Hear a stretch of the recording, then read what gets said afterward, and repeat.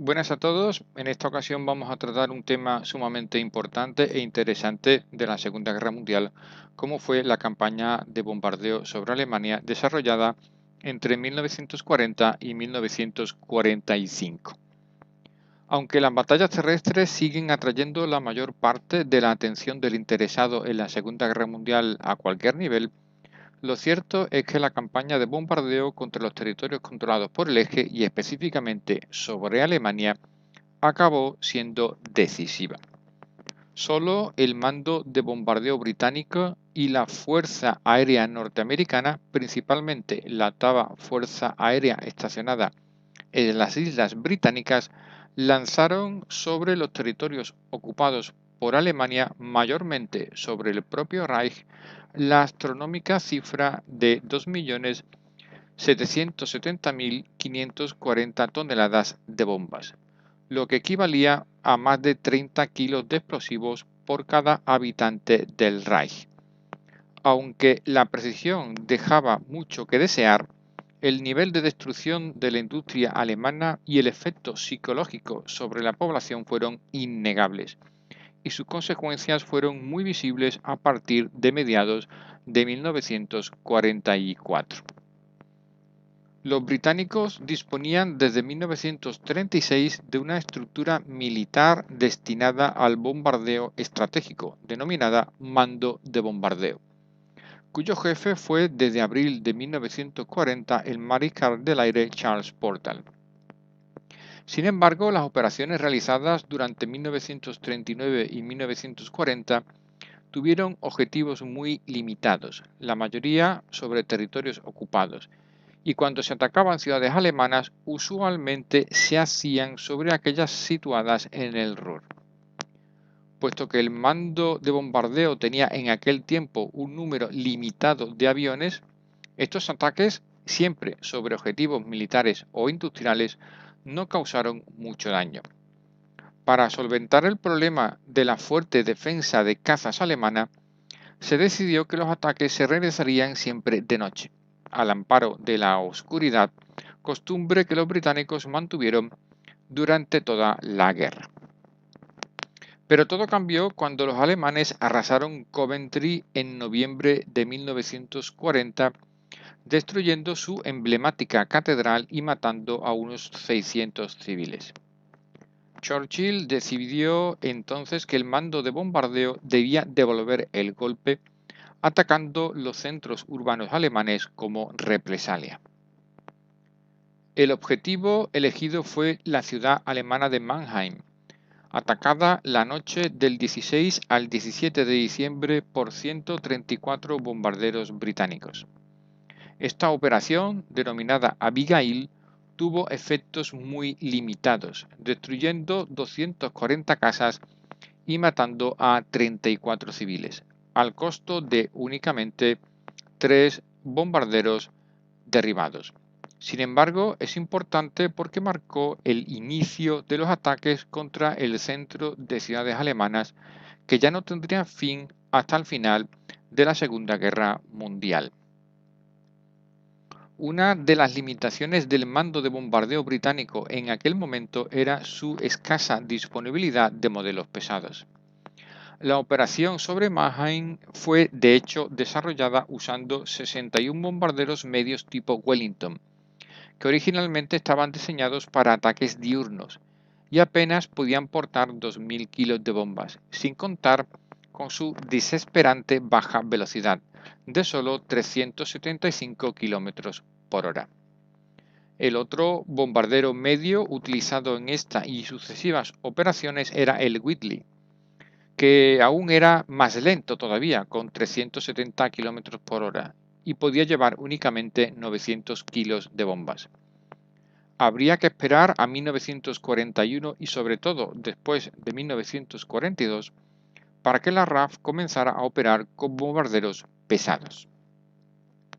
Durante 1941, el mando de bombardeo cambió varias veces sus directrices de ataque, en ocasiones para centrarse en las bases de submarinos, otras sobre objetivos ferroviarios, pero siempre con limitados resultados. Aunque la mayoría de las ciudades del Ruhr eran atacadas, aún todavía sin escolta de cazas, causando más daño a las poblaciones civiles que circundaban los centros industriales, lo cierto es que los resultados no llegaban. Y eso que desde el verano de 1941 comenzaron a operar los primeros bombarderos pesados Stirling, aunque aún en pequeñas cantidades.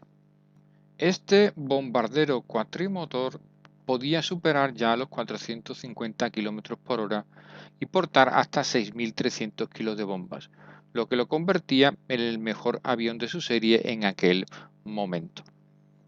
Tras el primer bombardeo de Nuremberg la noche del 12 al 13 de octubre de 1941, con escaso éxito, el mando de bombardeo amplió la apuesta con un ataque combinado contra Berlín, Colonia y Mannheim usando 392 aviones, en la práctica la totalidad disponible. Este ataque fue realizado la noche del 7 al 8 de noviembre de 1941. El resultado fue una catástrofe. 37 bombarderos fueron derribados y un centenar dañados, a cambio de algunos edificios destruidos y 16 civiles muertos. El porcentaje total de pérdidas fue del 10%, aunque la misión dirigida contra Berlín tuvo un 12,5% de bajas en combate. Un resultado como este, repetido durante 2 semanas, haría desaparecer el mando de bombardeo. Hay que recordar aquí algunos datos importantes. El mando de bombardeo y después la Fuerza Aérea Norteamericana consideraban aceptable hasta un 5% de bajas, pero a partir de un 7% era considerada una mala operación. Además, la estadística demostraba que con algo más de 500 bombarderos en activos, una pérdida sostenida de más de un 7% durante un mes destruiría la capacidad operativa del mando de bombardeo. Por otra parte, la estadística demostraba también que la esperanza media de vida de la tripulación de un bombardero era de 12 misiones de combate, por lo que se fijó a partir de 1941 una ronda máxima por tripulación de 30 misiones, pasadas las cuales, si seguían vivos, podían licenciarse voluntariamente. En esta coyuntura, se produjo un cambio decisivo en el mando cuando en febrero de 1942 Pierce fue relevado por Arthur Harris al frente del mando de bombardeo. Apodado el bombardero Harris, este mariscal del aire británico sería quien diseñaría la ofensiva de bombardeo estratégico contra las ciudades alemanas hasta el final de la Segunda Guerra Mundial. Efectivamente, el 12 de febrero de 1942 se expidió una nueva directiva al mando de bombardeo que señalaba que los objetivos desde entonces serían las poblaciones civiles, especialmente obreros industriales, para socavar su moral. Se señalaron igualmente 58 ciudades alemanas de más de 100.000 habitantes como objetivos preferentes, en las que vivían más de 22 millones de personas. A partir de ese momento, la población civil alemana se convirtió en el verdadero objetivo del mando de bombardeo.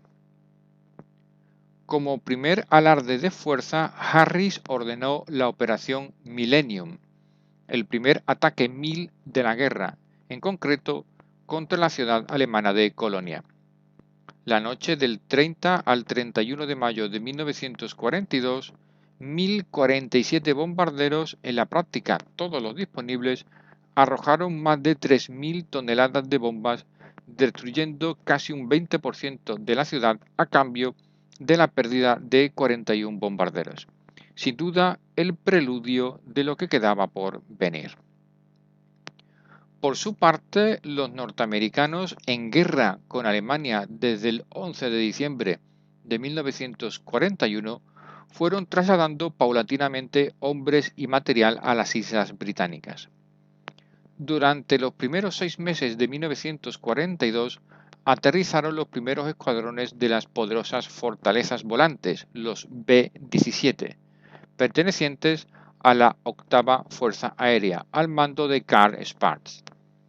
El B-17 era un bombardero pesado excepcional, cuatrimotor, en servicio desde 1938 y la espina dorsal del bombardeo estratégico americano. Tenía una velocidad de 400 km por hora, 11.000 metros de techo operacional y más de 5.000 km de alcance. Con una tripulación de 10 a 12 hombres según el modelo, 13 ametralladoras defensivas y capacidad para llevar más de 7.000 kilos de bombas, el B-17 era, sin lugar a dudas, el mejor bombardero pesado de la guerra, además de versátil, fiable y muy resistente.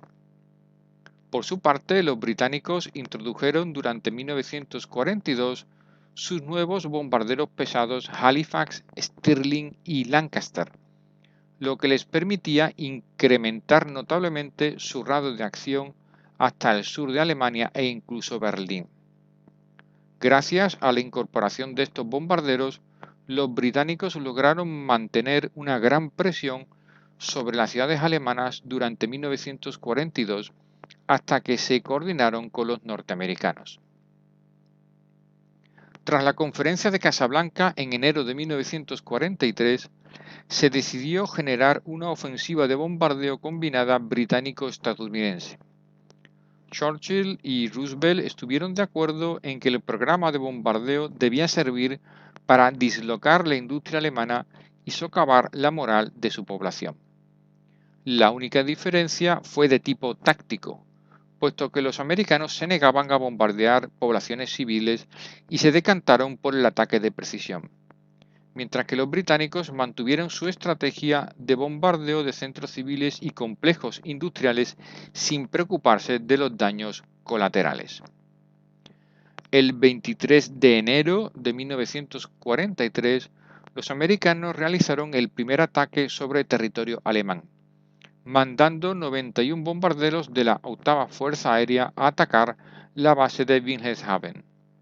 53 de ellos lograron alcanzar su objetivo y aunque el daño no fue muy elevado, tampoco sufrieron graves pérdidas, siendo derribados únicamente 3 bombarderos. La noche del 5 de marzo de 1943 comenzó la batalla del Ruhr, con el envío de 442 aviones del mando de bombardeo británico sobre Essen. Fue la primera vez que se usó masivamente el nuevo sistema de navegación oboe, mediante el que con una triangulación de las señales enviadas por transpondedores en los aviones hacia la estación en Gran Bretaña, era posible dirigir al avión con mayor precisión hacia el objetivo. La batalla del Ruhr concluyó el 24 de julio de 1943 con un notable éxito para los británicos, ya que muchas industrias, en especial la fábrica Scrap de Essen, sufrieron gravísimos daños. Se realizaron 18.506 vuelos, aunque las pérdidas británicas de bombarderos fueron también muy graves, de nada menos que 872, que se elevaron a 1.038, sumando otras operaciones sobre ciudades no situadas en el Ruhr. A partir de ese momento, la ofensiva combinada de norteamericanos atacando de día y británicos de noche sembraría el terror sobre la población alemana y destruiría lentamente su base industrial, las instalaciones petroleras, los centros de mando, las infraestructuras y los nudos de operaciones. Muy pronto, un auténtico diluvio de fuego caería sobre Alemania.